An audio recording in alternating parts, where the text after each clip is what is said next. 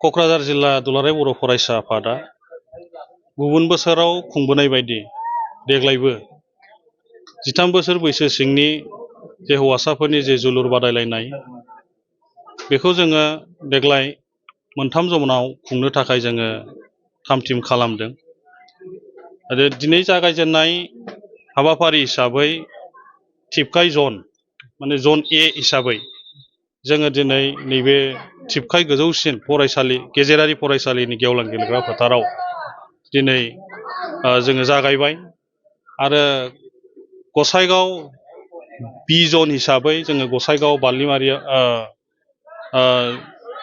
बारजाबिलाव जोङो खुंगोन बिनि उनाव जोङो क'क्राझार जन सि हिसाबै जोङो रामफलबिल आन्सलिक एबसुनि सिङाव जोङो खुंनो थाखाय बेखौ थि खालामदों आरो खुंनायनि जाहोना बेनो जे बड'फा गोजोरथियारि सोलायनाय जे मावथांखि बे मावथांखिनि सिङाव जोंहा गुबुन गुबुन हाबाफारिफोर दङ आरो बिनिनो मोनसे हाबाफारि हिसाबै जे जोलुर बादायलायनाय आरो बे जोलुर बादायलायनायखौ जोङो बोसोरफ्रोमबो खुंबोयो आरो दिनै 6थि खेबनि थाखाय जों बेखौ खुंदों।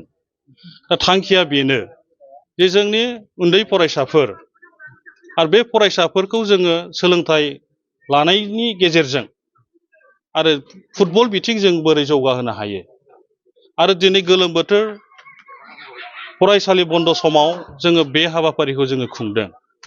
खारना जाबाय जोङो गोबां दिनै जोंनि ओनसोलफ्राव जों जिखिनि नुदों जोंनि फरायसाफ्रा गोबाङानो दिनै गाज्रि निसा लानानै जे ड्राग्स सोबनानै बा दिनै आलादिङायै बन्दनि समाव गुबुन गुबुन जायगाफ्राव थांलानानै जे फरायनाय फारसे दिनै जोंनि जे फरायसाफोर जोबोद बेबायदिनो जोंनि समाजाव जोङो जिखिनि नुदों जे जोंनि फरायसाफ्रा बेबायदिनो निसा लानानै गाज्रि निसा लानानै गोबां जुरुला जानाय गोबांनि न'खराव गोबां सिन्था जानो गोनां जादों जे जोंनि गोबां फरायसाफ्रा बिदिनो ड्राग्स सोबनानै जे गावनि बेसेन गोसा जिउ आरो बिमा बिफानि समाजनि जिखिनि थांखिफोर बे थांखिफोरखौ दिनै फेलें जानाय गोबां जोङो बेबायदि फरायसाफोरखौ नुदों आरो गोबांनि न'खर जोंनि गोबां समाजफ्रा बेखौ सिन्था जानो नांदों। दा बेनिखायनो जोङो दुलाराय बर' फरायसा आफादा नैबे समाव जोङो जि जोलुर बादायलायनाय हाबाफारिखौ जोङो जोंनि फरायसाफोरखौ लाइमोनफोरखौ फरायनायजों लोगोसेयै जोङो गेलेनाय बिथिंबो जों बोरै जौगाहोनो हायो। दा दिनै जोंहा दुलाराय बर' फरायसा आफादा बड'फा FC मुंनिबो दिनै दुलाराय बर' फरायसा आफादा क्लाब खुलिबाय आरो बिदिनो आइ लिगबो जोङो दिनै गेलेबाय। दा बेनिखायनो दिनै जोंनि गोबां गथ'फ्रा बिदिनो मोजां मोजां गेलेगिरिफोर दङ नाथाय दिनै जोंनि फरायसाफ्रा गेलेनो थाखाय लामाखौ नागिरनानै मोनाखै आरो लामा दिन्थिनो थाखाय दिनै दुलाराय बर' फरायसा आफादा दिनै बे हाबाफारिखौ खुंबोबाय थानाय जादों। दा बेनिखायनो दिनै जोंनि मोजां मोजां गेलेगिरिफोरखौ थुलुंगा होनाय आरो जोङो समाजाव बा जोंनि बर' हारिखौ सिनायथि होनो थाखाय बुहुमाव जों गेलेनायनि गेजेरजोंबो बे थांखिफोरखौ लानानैनो जोङो दिनै जोंनि लाइमोनफोर लानानै दिनै बे हाबाफारिखौ जों खुंबोबाय थादों। दा बेनिखायनो जोङो दिनै जायफोर दुलाराय बर' फरायसा आफाद बा क'क्राझार जिल्लाखौ बे हाबाफारिफोरखौ खुंनो थाखाय दिनै जोंखौ मदद खालामदों। बे हाबाफारिखौ खुंनो थाखाय जोंनो बिराद माने गोबां रांनिबो प्रयजन दङ आरो बेनिखायनो जायफोर जोंखौ दिनै राङारिबो अनसुंथाइ होबाय बिथांमोनखौ जोङो क'क्राझार जिल्ला एबसुनिफ्राय जोङो रोजा रोजा साबायखर बावहरदों।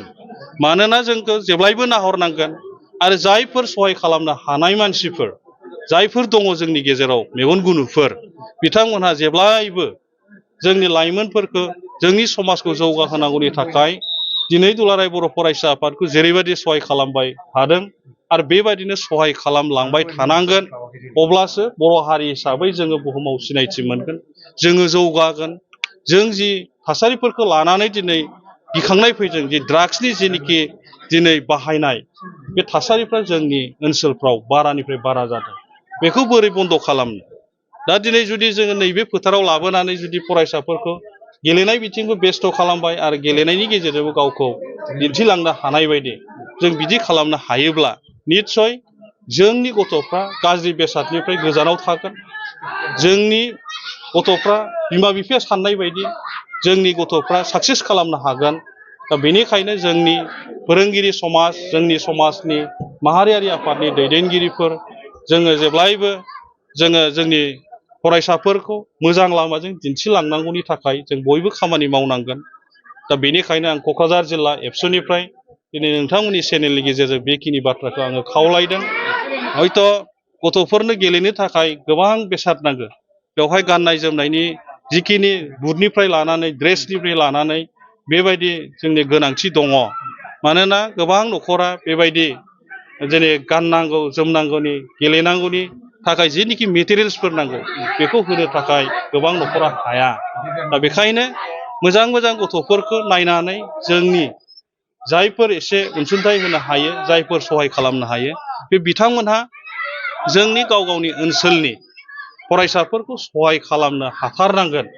अब्लानो जोंनि समाजाव खुनु बेबायदि गाज्रि जानाय नङा होननानै आङो सानो। दा बेखायनो जोङो जेब्लायबो खावलायबोबाय थादों दुलाराय बर' फरायसा आफादनिफ्राय जोंनि फरायसाफ्रा थिग जायोब्लासो जोंनि समाजा थिग जागोन आरो बेनो इयुनाव दिन्थिलांगोन। दा बेखायनो आङो क'क्राझार जिल्ला एबसुनिफ्राय बेखिनिखौ आङो खावलायदों।